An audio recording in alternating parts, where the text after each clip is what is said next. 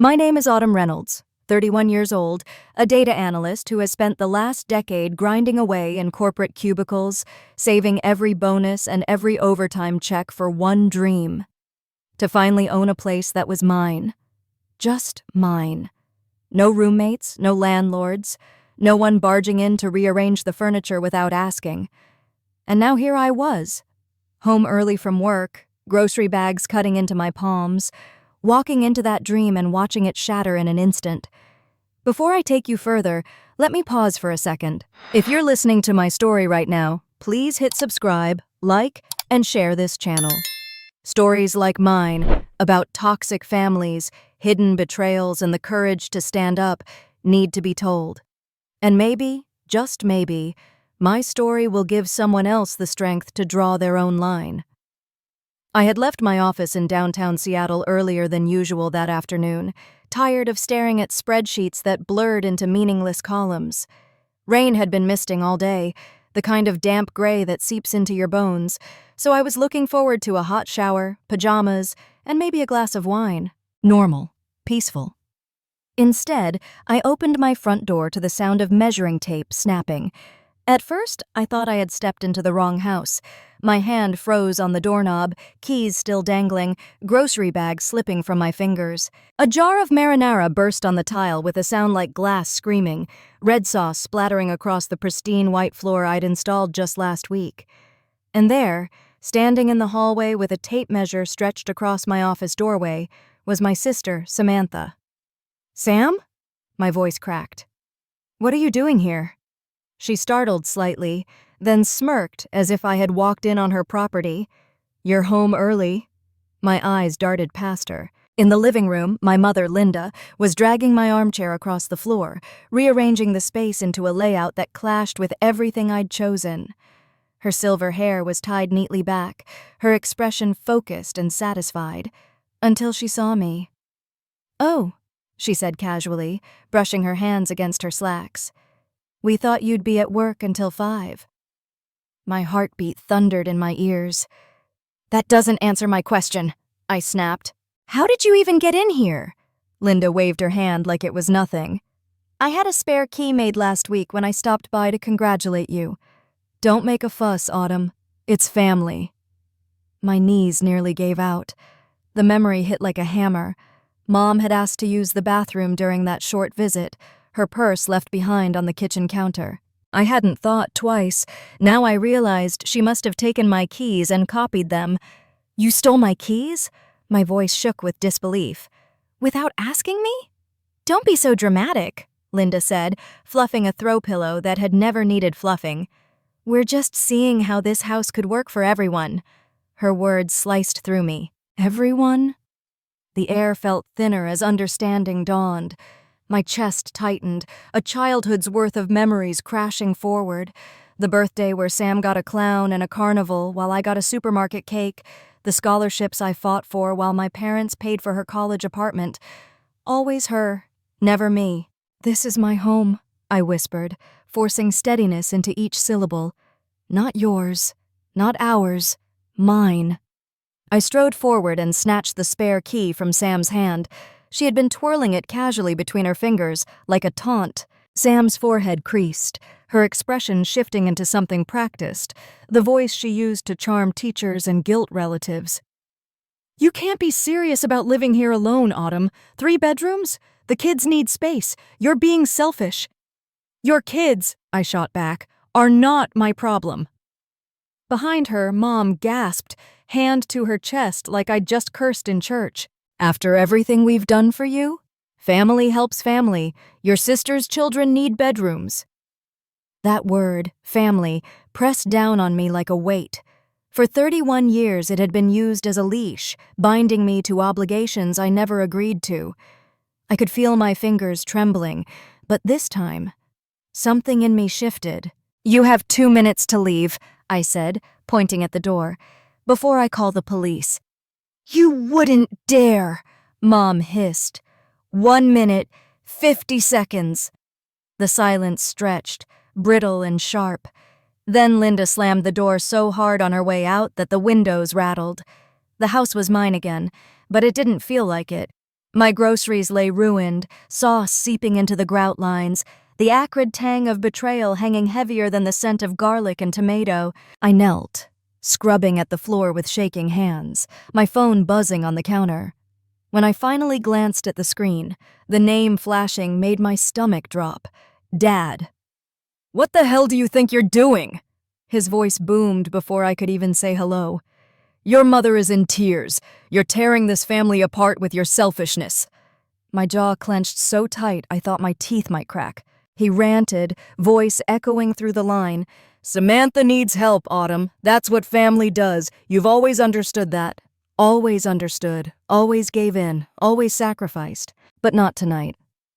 I hung up without answering, placing the phone face down on the counter.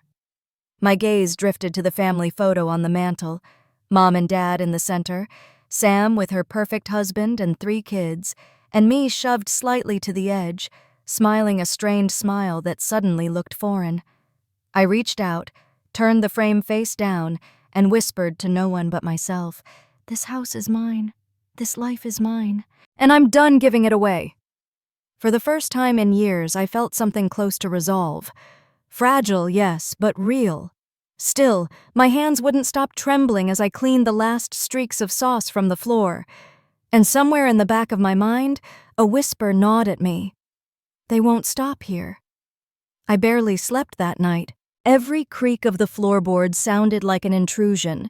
Every car slowing outside my window made my chest tighten. By dawn, I gave up pretending. I sat at my kitchen table, hands wrapped around a mug of coffee gone cold, staring at the face-down family photo like it might sprout claws and crawl back into my life. The silence should have been comforting. Instead, it pulsed with dread. They won't stop here. The thought looped endlessly, wrapping itself around my ribs like barbed wire. I distracted myself the way I always did when anxiety threatened to swallow me, scrolling through social media. A mindless habit, safer than replaying last night over and over. That's when I saw it. A notification. Samantha Carter tagged you in a memory. My thumb hovered before I tapped, pulse hammering. The post was 3 weeks old, before I'd even signed the mortgage papers. A photo of her 3 children squished onto a bunk bed, smiling as though discomfort was cute. The caption made my breath hitch. Finally, the kids will have their own rooms soon. So grateful. Family first. I read it once, twice. My stomach flipped. Comments scrolled beneath in a cheery chorus. "Which room will Ellie get?" "The blue one with the bay window," Sam had replied, casual as if she were already unpacking. "Jack and Tyler will share across the hall." Another friend. "That leaves one more? Guest room?" And then, like a dagger, Mom's comment, "Of course, we'll keep it ready in case Aunt Carol visits." My hands shook so badly the phone slipped, clattering against the table. Coffee sloshed over the rim, burning my skin, but I barely felt it. They hadn't just invaded my house last night. They had been planning it. Weeks before I even had the keys, they had mapped out who slept where, what role I would play: host, caretaker, convenient single sister with extra space. I stumbled into the bathroom, gripping the sink as nausea surged. My reflection looked pale, hollow-eyed. Was I just a placeholder in my own family? Someone they moved around on their board game of life? I rinsed my face with cold water, hoping the shock would steady me, but my phone buzzed again. This time it was a text, from Dad. Except, no, a group thread. He must have added me by mistake. "Dad, don't worry about Autumn's tantrum. She'll give in once you're settled." "Mom, she always does." 3 words, "She always does." I pressed my back against the cold tile wall, sliding to the floor. A rush of memories hit. Every time I'd said no, but been pressured until I folded, lending Sam money I couldn't spare, babysitting her kids on nights I'd begged off, missing college parties because Mom needed a responsible daughter at home. This wasn't entitlement, this was calculation. They had never intended to ask. My phone buzzed again, another notification. A private message this time, from one of Sam's friends I vaguely remembered from high school. "Congrats on the new house. Sam says it's beautiful. Can't wait to see what you do with the kids' rooms." My lungs locked. The lie had already spread like wildfire. In everyone else's mind, this house was already theirs. My boundaries weren't just under siege, they had been erased entirely. I typed and erased half a dozen responses before finally shutting the phone off, hands clammy. For a long moment, I just sat there on the bathroom floor, shaking. Then, slowly, a different feeling cut through the haze. Not despair, not fear. Anger, cold and sharp like glass under my skin. They thought they knew me. They thought I'd fold, like always. But they didn't know the version of me that had walked into this house alone, signed every line of the mortgage, and scrubbed marinara from the grout while listening to my father shout. I pushed myself up, dried my hands, and set the phone face down again. My voice, hoarse but steady, filled the empty house. Not this time. The words still echoed in my chest. Not this time. Saying them out loud the night before had steadied me. For a moment, I believed I could hold the line, but belief didn't stop what came next.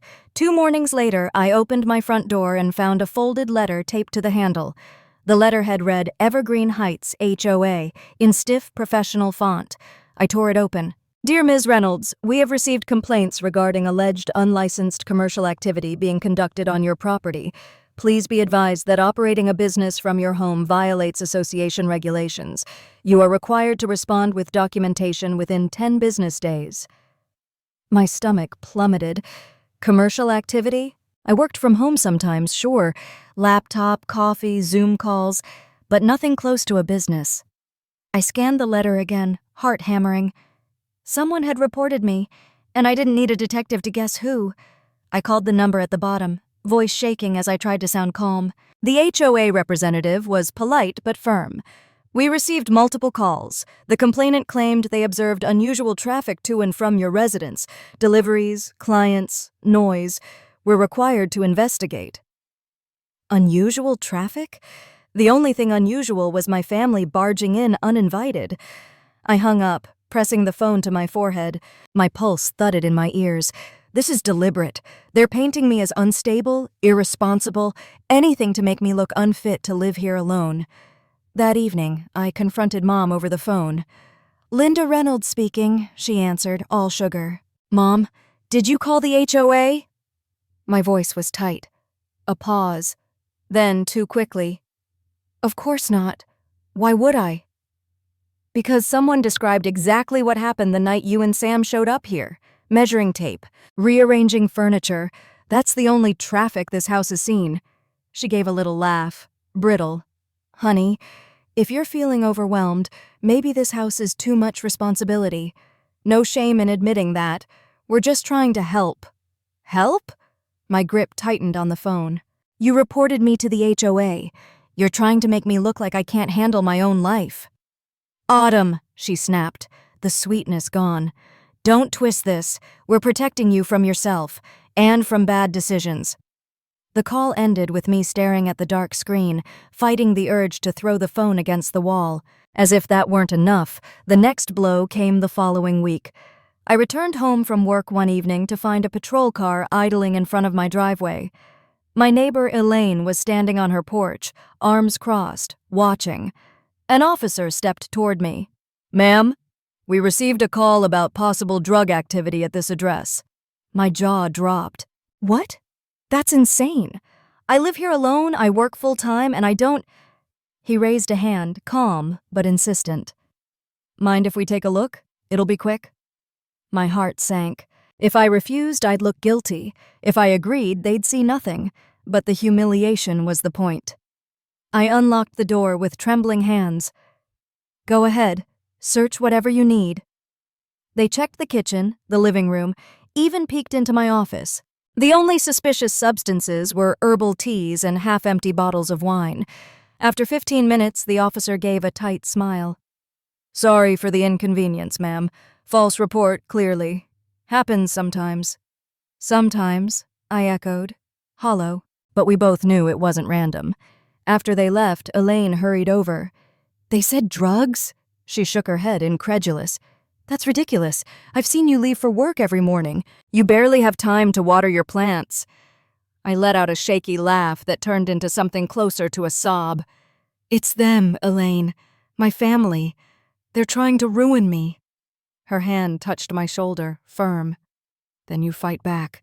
Document everything. Don't let them twist this."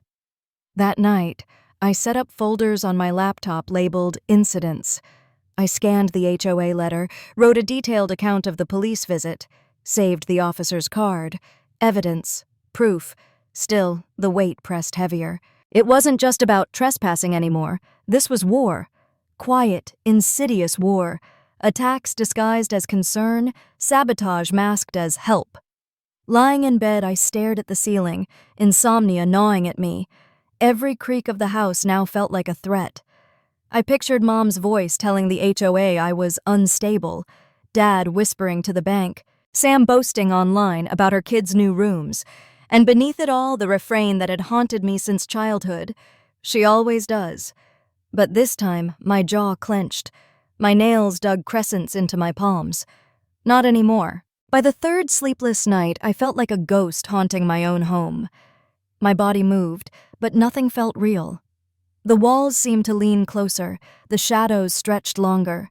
Even the silence was hostile, broken only by the faint hum of the refrigerator and the hammering of my own heartbeat.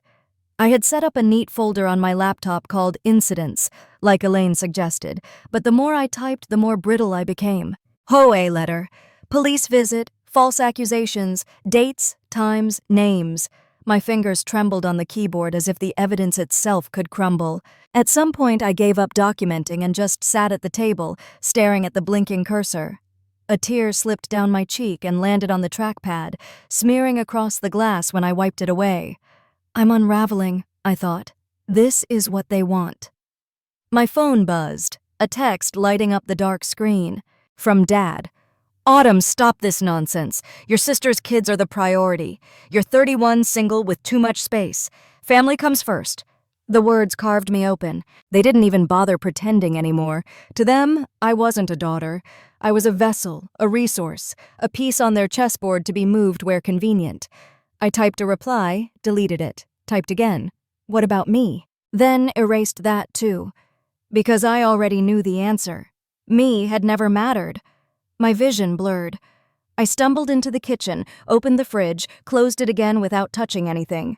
My stomach roiled too much to eat.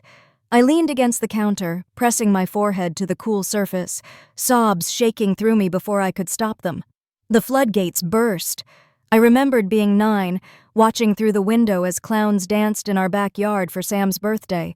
Laughter, balloons, a cotton candy machine humming. That same year, my party had been a sheet cake from Safeway eaten at the kitchen table. No friends invited because money was tight. I remembered asking for help with college tuition and hearing, "It'll build character if you figure it out yourself," while Sam's apartment was fully covered. I remembered every single time I said no, only to be guilted until I said yes. Babysitting on nights I had exams, loaning money that never returned, smiling through holidays where gifts for me were afterthoughts. Now even my house, the one thing I had clawed and scraped to build, was being marked as theirs. I slid to the floor, hugging my knees, sobbing until my throat felt raw. My chest burned as if my heart itself was rejecting me. The phone buzzed again. I ignored it. Then a voicemail notification blinked. Against my better judgment, I listened. Mom's voice, syrupy and sharp all at once. "Sweetheart, you need to stop making this so hard. Think about your nieces and nephews. Do you really want to be remembered as the selfish aunt? Everyone in church is talking.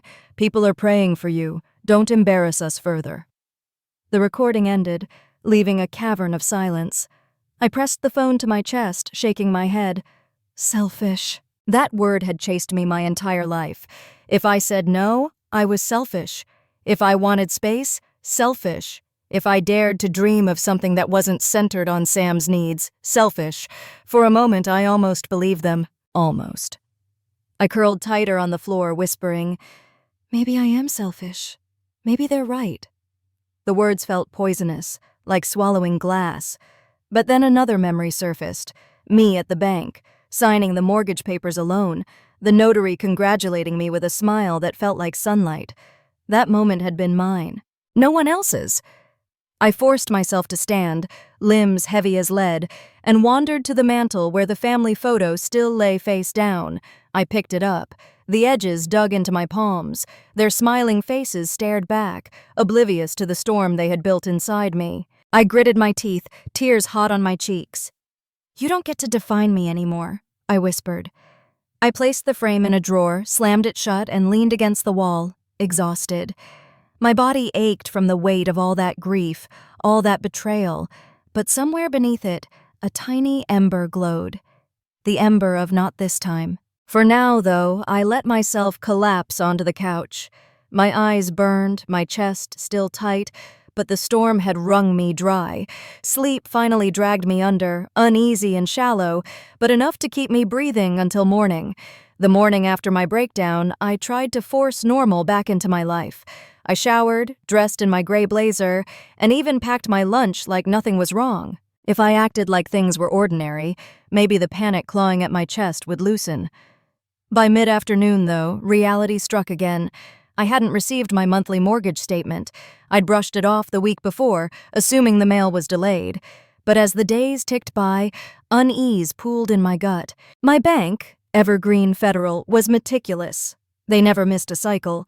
So during my lunch break, I called. After 2 transfers and tinny hold music, a representative answered, cheerful in a way that made my stomach churn harder. "Thank you for calling Evergreen Federal. This is Angela. How can I help you today?" "Yes," I said, trying to sound calm. "I haven't received my latest mortgage statement. Could you check if there's a delay?" Her keyboard clacked faintly through the line. Then she said words that made my blood run cold. "Oh, it looks like your correspondence address was updated 2 weeks ago. Everything's been redirected." "Redirected?" My voice sharpened. "To where?" She hesitated, then read off my parents' address in Tacoma. I nearly dropped the phone. "Who authorized that?" I whispered. Angela cleared her throat. "The system shows it was requested by a Charles Reynolds. He stated he was managing the mortgage on your behalf." The room tilted. "My father. He had actually called my bank and pretended to handle my loan." Angela continued, apologetic. "We flagged it as unusual because his name wasn't on the account, but he insisted you were overwhelmed, and I never gave him permission," I snapped. My voice cracked, but I pressed on. "He has nothing to do with my finances. Please change it back immediately, and note that no one besides me is authorized. Ever." "Of course," Angela said softly. "I'll lock the account to require voice verification from you only. But Ms. Reynolds, you should know. He also inquired about transferring the mortgage to a different property." The words sliced through me. "What?" "He asked about the process of moving your existing loan onto a larger home. Said it would be a multifamily arrangement." My grip on the phone slickened with sweat. A multifamily arrangement. They weren't just angling to move in. They wanted me to give up my house entirely, trade it for something bigger, tailored to Sam's kids, while saddling me with the debt. I pressed a hand to my forehead. "Please send me copies of every note on my account since that call. I'll email you within the hour." When the line disconnected, I sat frozen at my desk, staring at my reflection in the black screen of my monitor. My father hadn't just crossed a boundary. He'd tried to rip the floor out from under me. "Autumn?" My coworker Naomi's voice startled me. She stood at the edge of my cubicle, concern etched across her face. "You okay? You're pale." I swallowed hard. "My dad called my bank. He tried to rewrote my mortgage. He's trying to take my house." Her eyes widened. "That's illegal. You need to protect yourself." "I'm trying," I whispered. My voice cracked, humiliating in its fragility. Naomi glanced around, then crouched beside me. "Listen, this isn't just family drama anymore. It's fraud. Document everything. Call a lawyer. Don't wait until it gets worse." Her words anchored me. I nodded, though my insides felt hollow. That evening, back home, I opened the email from the bank. Attached were call notes, each line a knife. Caller, Charles Reynolds. Claimed to be handling daughter's mortgage. Requested forwarding address change. Inquired about loan transfer to larger property. Mentioned daughter is single, overwhelmed, and family should help manage her finances. I slammed my laptop shut, breath ragged. Overwhelmed? He was painting me as incompetent, incapable. I could see the narrative forming. Unstable Autumn, selfish Autumn, can't manage her own house. So naturally, family steps in. I wanted to scream. Instead, I grabbed a notebook and wrote it all down. Date, time, representative's name, exact phrases. I printed the email, highlighted every damning sentence. Evidence, proof. But when the adrenaline ebbed, exhaustion crashed in. I sat on the floor of my office, papers spread around me like shrapnel, and whispered into the empty room, "They want me homeless." My phone buzzed again. This time, a voicemail. I pressed play with shaking hands. Dad's voice filled the air, stern and clipped. "Autumn, I spoke with the bank. You're making this harder than it needs to be. Do the right thing. Stop clinging to that cottage. We've found a better solution for everyone. Don't force us to intervene." Don't force us to intervene. My chest tightened until I could barely breathe. They weren't just threatening my peace, they were threatening my survival. For a long time, I sat in the wreckage of printed emails and scribbled notes, tears streaking my face. Then I reached for my phone, not to call my parents back, but to dial a different number. "David Miller, Family Law," came the familiar voice on the other end. "David," I said, my voice steadier than I felt. "It's Autumn. I need help." When I hung up with David, my hands were still trembling, but for the first time in weeks, they weren't from fear. They were from adrenaline. He had promised to meet me later in the week, help me figure out legal protections, maybe even a cease and desist letter. Just knowing someone was on my side steadied me, but the calm didn't last long. That Saturday morning, I woke to the sound of car doors slamming. My curtains shifted with the breeze from the open window, and I froze. Children's voices echoed in my driveway. I pushed the blinds aside and saw it. Samantha's SUV, parked crookedly across the curb. The back hatch was open, stuffed with duffel bags, cardboard boxes, and a plastic tub labeled toys. Sam herself was wrangling her 3 kids out of the back seat. "Grab your bags, Ellie. Jack, don't drag that on the ground. Tyler, stay close." My pulse spiked. She wasn't visiting.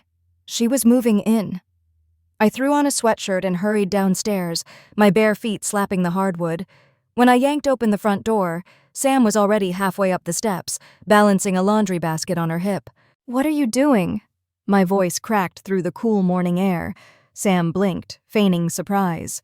"Moving in. The kids need their own rooms, remember?" "Remember?" I repeated, stunned. "We never agreed to anything." She breezed past me into the hallway, ignoring my words like I was an annoying background noise. "Mom said you'd come around eventually. It's the right thing to do, Autumn."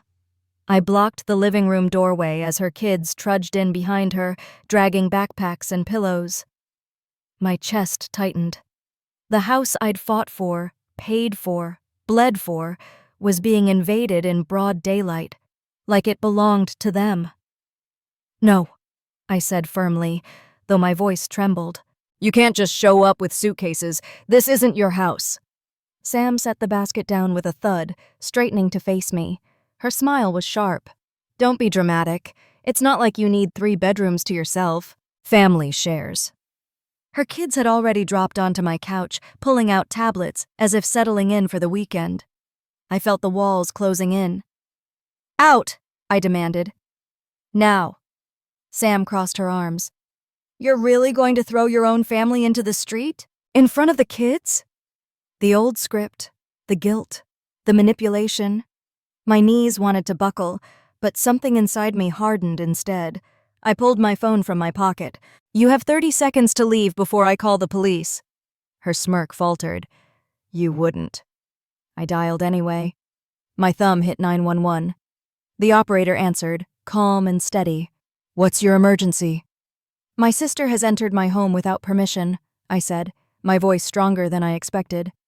"She's refusing to leave. I need assistance." Sam's eyes widened.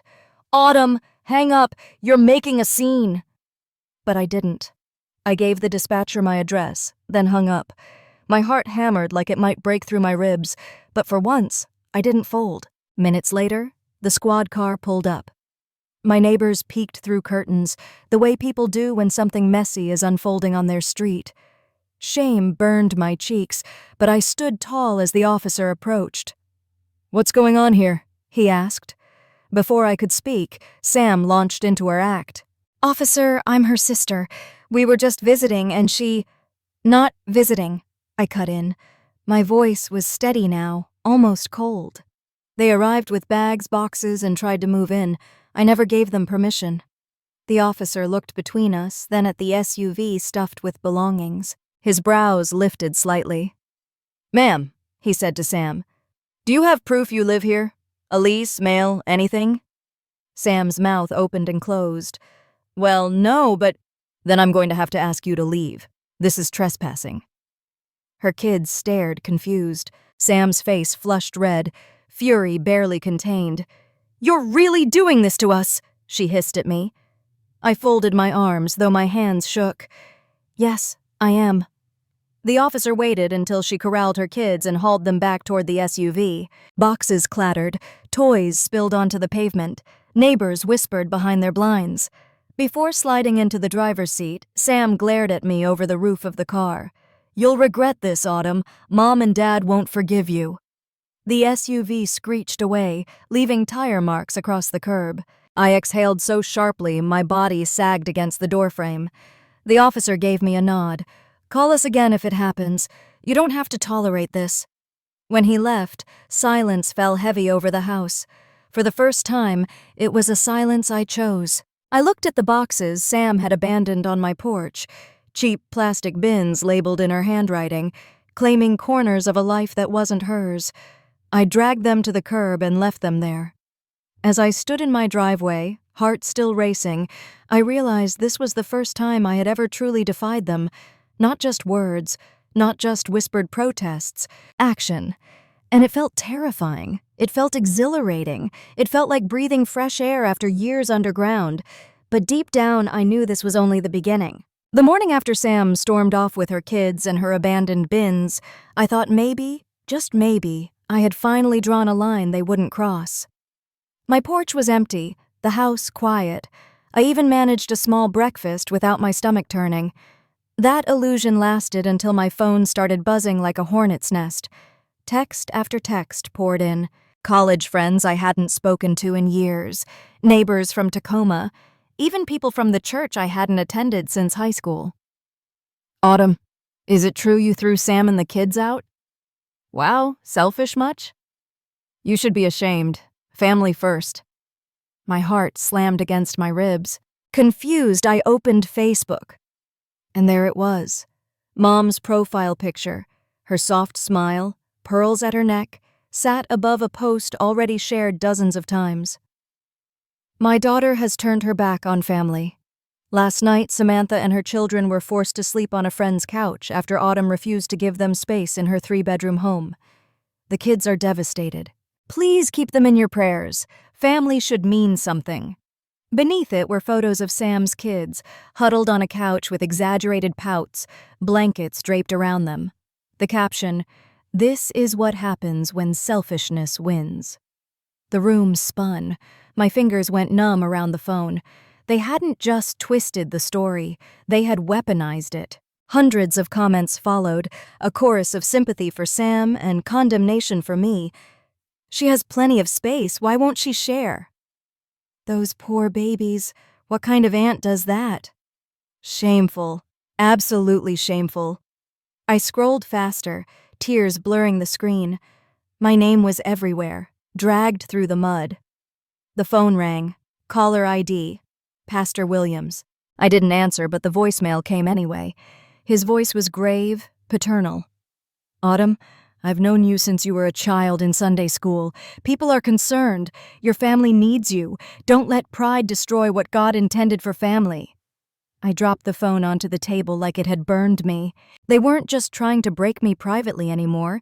They were rallying the whole community to see me as the villain. The doorbell rang. I froze, dread curling in my stomach. Through the peephole, I saw Elaine from next door, holding a casserole dish. I opened the door reluctantly. "Autumn," she said softly, "I thought you might need dinner. I saw the posts." Heat flared in my cheeks. "So you think I'm a monster too?" She shook her head, setting the dish on the counter before pulling me into a quick hug. "No, I saw what happened yesterday. The cop car, the bags, they lied. But people are quick to believe what makes a good story." Her words cracked something inside me. Gratitude, raw and unexpected, mingled with the shame still choking me. That night, I sat alone scrolling through more venomous comments. My cousin in Oregon had chimed in, "Autumn always was difficult." An old teacher from Tacoma wrote, "Disappointing, but not surprising."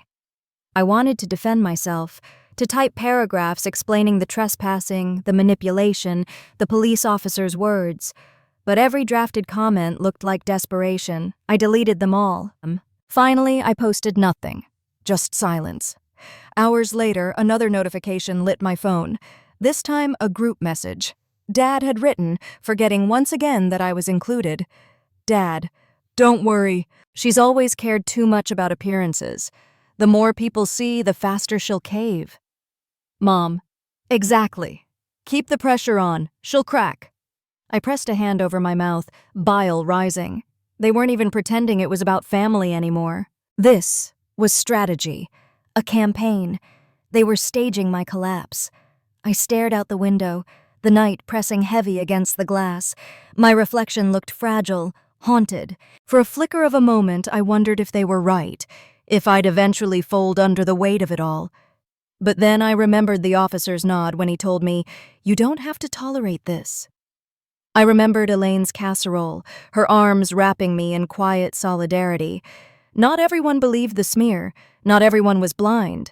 Still, as I turned off the lights and lay in bed, the whispers from the comments echoed in my skull. Selfish, ungrateful, shameful. And the worst part wasn't that strangers believed it. The worst part was that my own parents had written the script. The morning after Mom's Facebook post went viral, I dreaded opening my laptop. My name was still echoing through comment threads, weaponized by people who only knew the version of me my parents wanted them to see. But when I arrived at work, something unexpected happened. Naomi was waiting by the elevator, arms folded, eyes blazing. "I saw it," she said as soon as the doors opened. My stomach clenched. "The post?" "The whole thing." Her voice was low but fierce.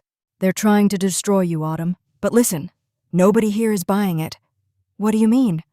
She pulled me aside as coworkers filtered in, some of them giving me sympathetic nods I hadn't anticipated. Naomi leaned close. "We all know who you are. The Autumn who stays late to help fix other people's reports. The Autumn who brings muffins on Mondays. You think a Facebook sob story can undo that?" My throat tightened. "But they're making me look like a villain?"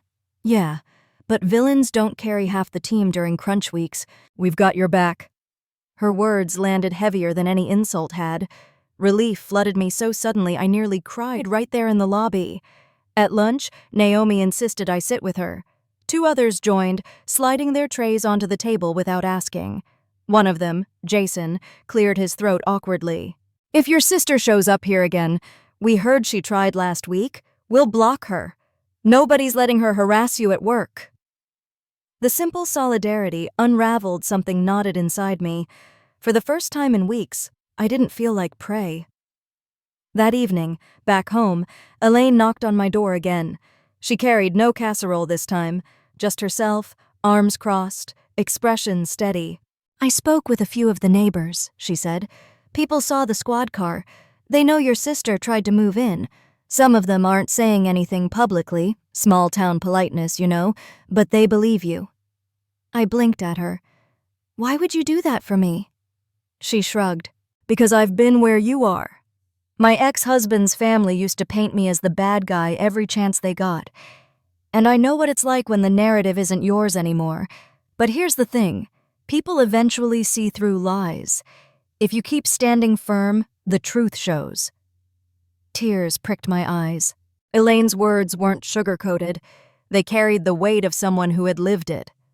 Before I could thank her, my phone buzzed. David's name lit the screen. "Put it on speaker," Elaine urged. I did. "Autumn," David's steady lawyer voice filled the kitchen. I reviewed the bank call notes you sent me. What your father did, redirecting statements, inquiring about transferring your loan, that's attempted fraud. You have enough evidence to send a cease and desist. My pulse quickened. A letter? Will it even matter to them? It's not just a letter, David said. It's a legal warning. If they continue this behavior, it strengthens your case for harassment. Judges don't look kindly on family exploiting family. Elaine gave me a small, proud smile. I swallowed hard. So I'm not crazy. They really are crossing legal lines. You're not crazy, David confirmed. His tone softened. Autumn, you've spent years being told your needs are selfish. That's conditioning, not truth. The law is on your side, and so are people who actually respect you. For a moment, silence hung in my kitchen. Thick, fragile, full of something I hadn't felt in weeks. Hope. After the call, Elaine squeezed my shoulder. See? You're not alone. Stop letting them make you feel like you are. Later that night, I sat at my desk, the incident folder open, my phone buzzing with more toxic messages I ignored. For once, the noise didn't feel deafening, because now I could hear something louder. Naomi's fierce loyalty, Elaine's steady support, David's calm reassurance. My family by blood was tearing me down. But maybe, just maybe, I was building a family of my own, the kind that didn't need guilt or lies to keep me close. For weeks I had been reacting, scrambling to put out fires my family set one after another. But after Elaine's words and David's reassurance, something inside me clicked. If they wanted war, fine. But I wasn't walking in blind anymore. I was done defending. It was time to build my own arsenal. The first step was surveillance. That Sunday morning, I called a local security company. By Tuesday, a technician was drilling discrete cameras above my front and back doors, motion sensors tucked by the windows. Smart move, the tech said, packing his tools. This neighborhood's usually quiet, but footage doesn't lie. You'll have timestamps, alerts, everything. Footage doesn't lie. The phrase sank deep into me. That night, I tested the system, pulling up live feeds on my phone. Watching my porch glow in the infrared light, I almost felt safe. Almost. It didn't take long for the cameras to pay off. Thursday afternoon, while I was still at work, my phone buzzed with an alert. Motion detected. Front door. I tapped the feed and froze. Mom. Standing on my porch in broad daylight, glancing over her shoulder before pulling a key from her purse. She tried it once, twice, muttering under her breath when the lock didn't budge. Then another key, then another. My breath caught. She had made multiple copies. Finally, she shoved the keys back into her bag, face tight with frustration, and walked off. I replayed the footage until my hands stopped shaking. Proof. Clear, undeniable proof. That evening, I emailed the clip to myself, saved it to 3 different folders, backed it up on a flash drive. Then I added it to the growing binder on my desk. Banknotes, HOA letters, screenshots of posts, copies of every voicemail. Each page felt like a shield being forged. Still, I needed more. So when Dad called the next night, I let it go to voicemail. His voice was sharp, commanding as always. Autumn, this stubbornness is embarrassing. You're forcing us to take steps we didn't want to take. Think about your sister's children. You've always been the reasonable one. Don't ruin that reputation now. I replayed it, grabbed my recorder, and captured the message onto a separate device. Then I wrote a transcript by hand, underlining forcing us to take steps. Threats disguised as fatherly concern, another weapon for my binder. But I wasn't content to wait for scraps. I wanted them caught in real time. So I called them. It was reckless, maybe even dangerous, but I needed their words on tape. I put my phone on speaker, recorder running beside it. Mom answered first, voice sugary sweet. Autumn, honey, finally ready to do the right thing? I steadied my breathing. What exactly do you expect me to do, Mom? Her tone sharpened. Stop pretending this house is just yours. Sam's children need it. We've already planned who gets which room. You can't hoard space while family suffers. I clenched my fist. So you admit you were planning this before I even moved in? There was a pause. Then Dad's voice cut in, irritated. "Don't play games. You knew this was temporary. A starter home until we could transition you into something bigger for everyone. We told the bank as much." My stomach twisted, but I forced my voice steady. "And you think you can decide that for me?" Dad's breath crackled against the receiver. "We already have." I ended the call before my rage could spill out, staring at the recorder as if it were gold. Because to me, it was. Later that night, Naomi stopped by with takeout. She found me surrounded by papers and flash drives, hunched over my desk like a detective piecing together a case. "Wow," she murmured, setting down the food. "You're building a wall." "A fortress," I corrected, my voice raw. "Every lie, every threat, every trespass, they don't get to gaslight me anymore." She studied me, then nodded. "Good, because one day soon, you're going to need to show this to people who matter, and when you do, make it undeniable." I looked at the stacks of evidence, the binder growing fat, the flash drive glinting under the lamp, the footage queued on my laptop. For the first time, the idea of facing them didn't make me tremble. It made me burn. "They think I'll crack under pressure," I whispered, "but I'm setting the trap, and when it snaps shut, they'll be the ones exposed." Naomi reached over, squeezing my hand. "Then let's make sure the whole world hears it when it happens." As the night deepened, I felt something I hadn't in weeks. Control. Fragile, yes, but real. This wasn't just survival anymore. This was strategy. By the time Sunday rolled around, my binder was bursting at the seams, pages of banknotes, screenshots, transcripts, and, most importantly, the video of Mom fumbling with a ring of stolen keys on my porch. I hadn't planned to attend the so-called family dinner. The invitation had come in a text from Dad 3 nights earlier. "Dad, Sunday at 6. Your mother's making pot roast. We'll talk solutions like adults." Solutions. The word tasted like poison. In their minds, the solution always meant me giving up more until there was nothing left of me. I almost deleted the message, but then Naomi's voice echoed in my head. "Make it undeniable." And David's. "You have enough to shut them down publicly." So I said yes. Not because I wanted reconciliation, but because I wanted witnesses. The Reynolds house smelled exactly the same as it had when I was 15. Pot roast, lemon-scented furniture polish, and the faint undertone of cigarettes Dad pretended he didn't smoke. As I stepped into the living room, every face turned. My parents sat stiffly on the couch, Sam at Mom's side, Mark hovering in the corner. Aunts, uncles, even Grandma had been invited, lined up like an audience. A performance. Dad rose, plastering on a smile. "Autumn, good to see you. We were just about to explain a wonderful opportunity." I stayed standing, binder tucked under my arm. "Actually, I have something to share first." A murmur rippled through the room. Mom forced a laugh. "Sweetheart, why don't you let your father—" "No." I cut her off. My voice didn't shake. "You've all heard their version. Tonight, you'll hear mine." I set the binder on the coffee table and flipped it open. Pages fanned out like wings. "This," I began, pulling out the first document, "is a record of my bank statement address being fraudulently changed to this house without my consent. Charles Reynolds," I looked directly at Dad, "called pretending to manage my mortgage." Gasps fluttered from my aunts. Dad's face reddened. "That's a gross exaggeration." "Really?" I tapped the page. "Because Evergreen Federal noted the exact date and recorded his words. My daughter is single and overwhelmed. I'll handle it for her." I dropped the transcript on the table with a satisfying slap. Before anyone could speak, I pulled out the next page. "Here's the HOA letter, claiming I was running an illegal business out of my home. Anonymous complaint, multiple calls. Funny how the details match the night Mom and Sam barged in with measuring tape." Sam shifted uncomfortably. "That doesn't prove—" "Oh, don't worry. I have more." I slid my laptop from my bag and set it on the table, screen already cued to the porch footage.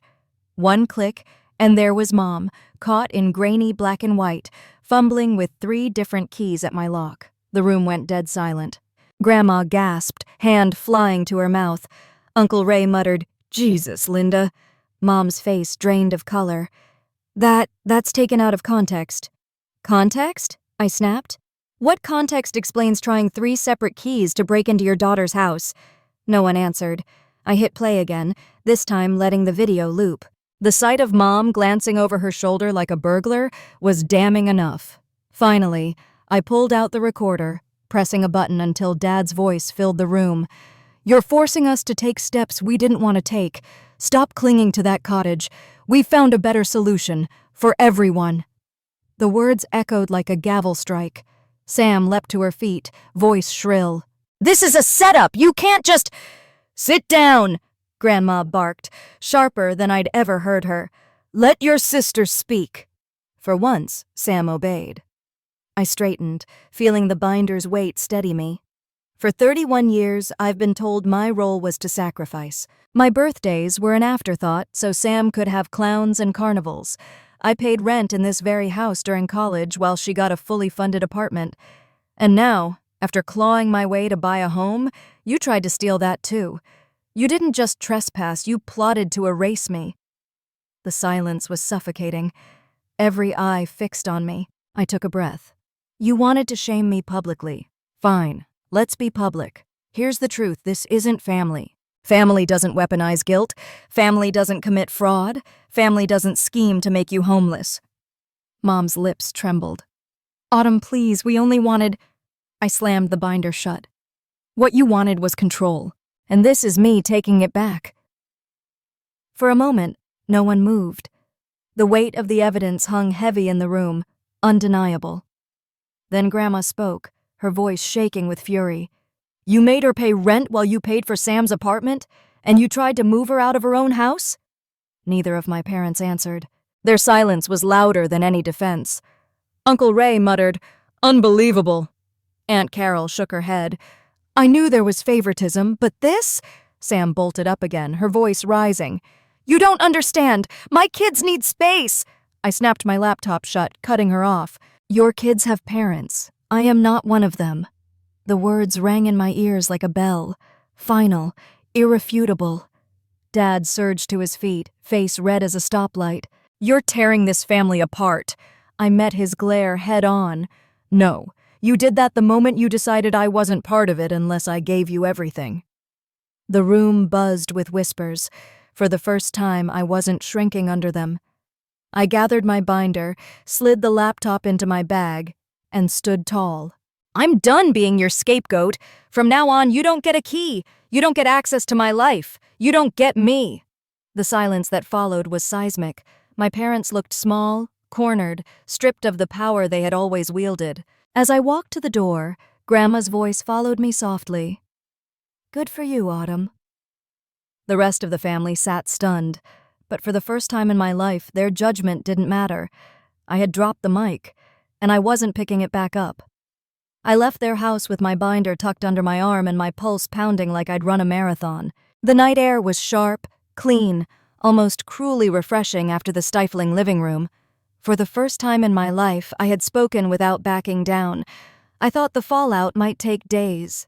It took less than 24 hours. By Monday morning, whispers had already spread through town. My Aunt Carol, never one to hold her tongue, had told her book club everything she saw. My Uncle Ray mentioned the footage to a coworker. And Grandma, bless her unfiltered soul, called her church friends the minute I left, furious at how her daughter and son-in-law had treated me. The version of the story my parents had curated online, selfish Autumn abandoning family, was unraveling in real time. At work, Naomi slid her phone across my desk with a smirk.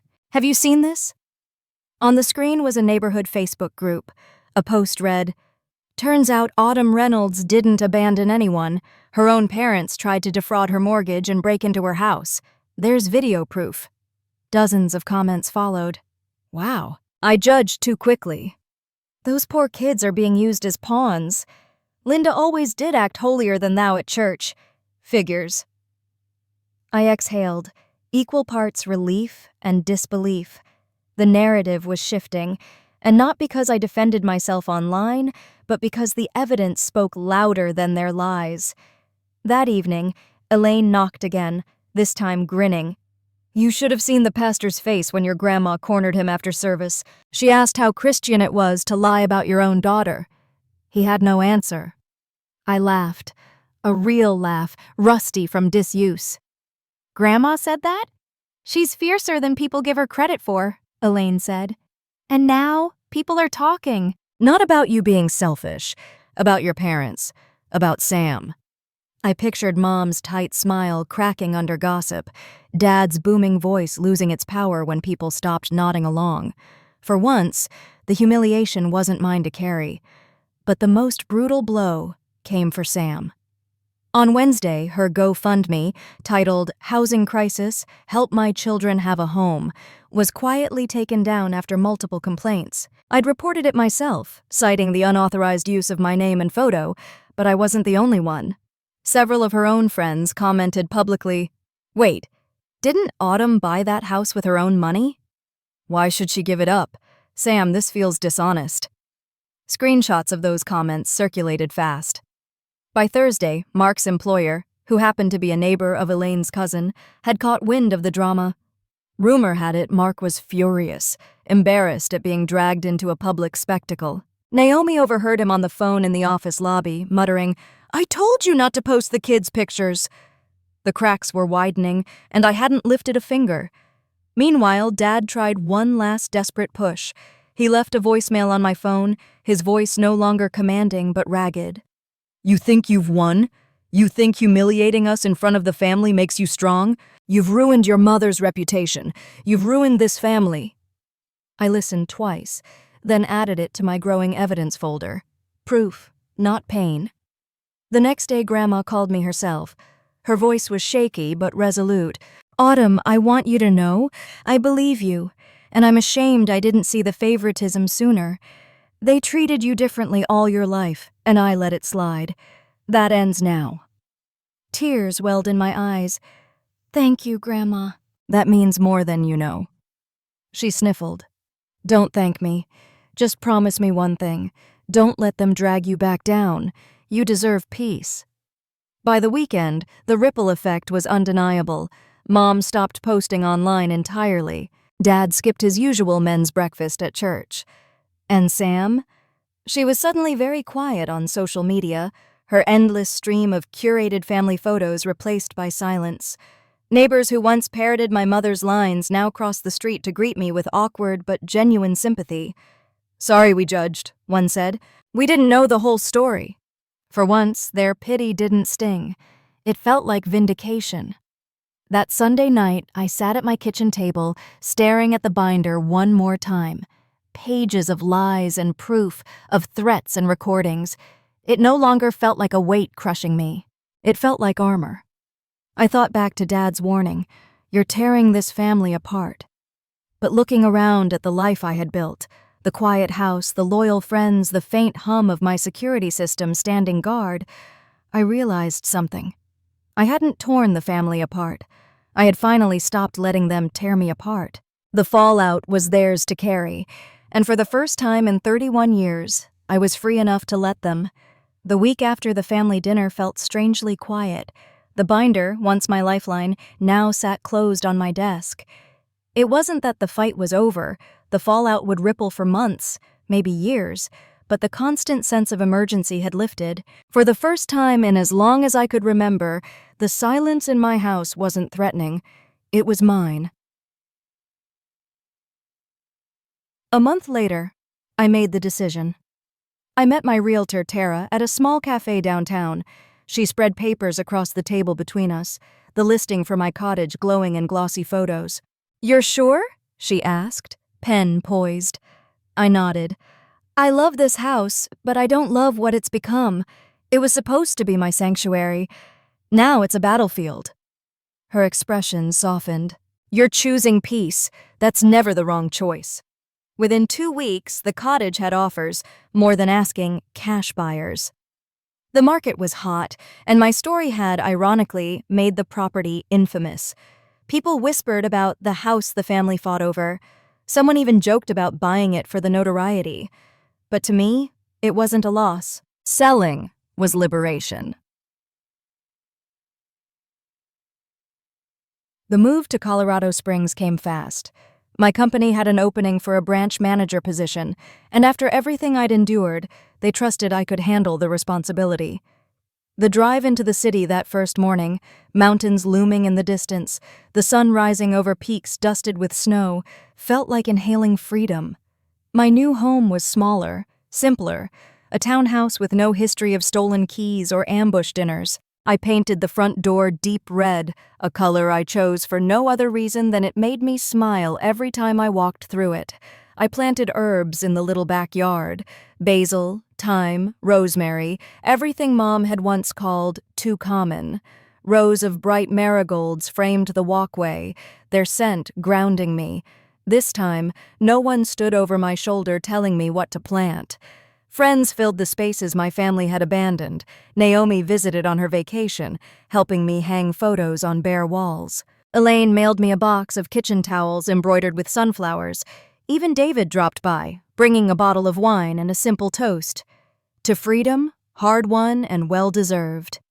It wasn't the family I was born with, but it was the family I chose. And that made all the difference. One evening, I hosted my first birthday party in the new house. No chocolate cake chosen for someone else's preference. Instead, a warm apple pie, the dessert I had always loved but never been allowed to admit out loud.